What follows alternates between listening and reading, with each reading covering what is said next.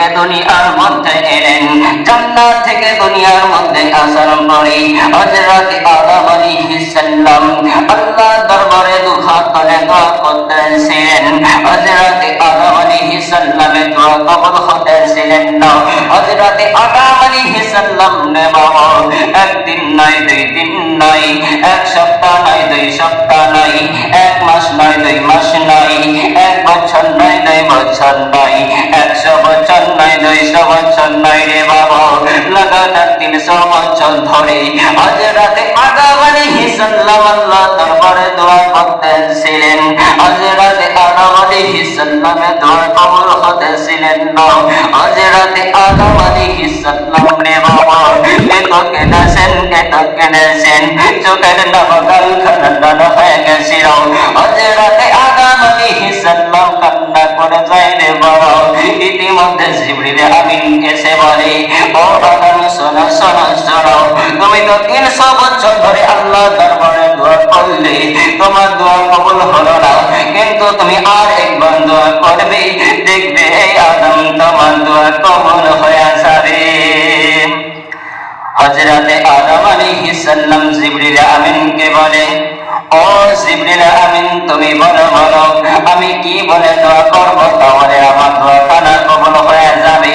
হযরত আদম আলাইহিস সালামকে বলে, ও আদম তুমি জান্নাতের গেটের দিকে দেখো, তাকিয়ে দেখো কি লেখা আছে দেখো দেখো।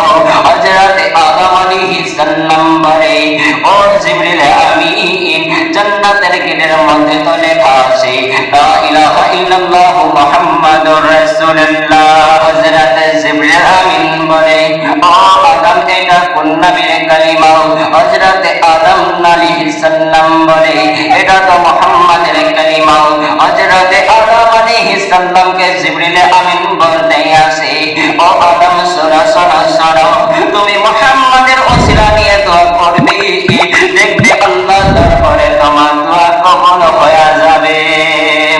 হযরত আদম আলাইহিস সালাম রে বাবা আল্লাহ দরবারে দুহাত তুলে দোয়া করতে লাগলেন আর বলতে আসেন, ও আল্লাহ রাব্বুল আলামিন,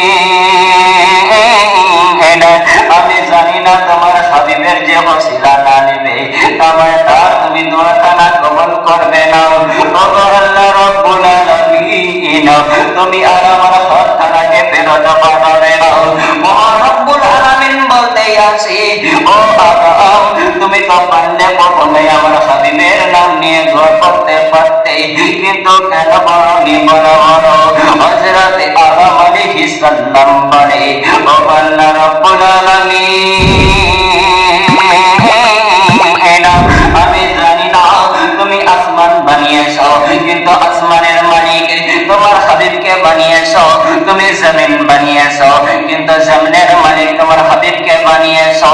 আমি জানতাম না গো আল্লাহ যে তোমার না হাবিবের নাম নিয়ে যে দোয়া না করবে তা তুমি দোয়া খানাকে কবুল করবে না। তাহলে আমরা এখানে বুঝতে পারলাম বাবা যে সালাম আলাইকুম যে নূর নবী মুহাম্মদ রাসূলুল্লাহ সাল্লাল্লাহু তাআলা আলাইহি ওয়াসাল্লামের নাম নিয়ে না দোয়া করবে তা দোয়া খানাকে মহান রব্বুল আলামিন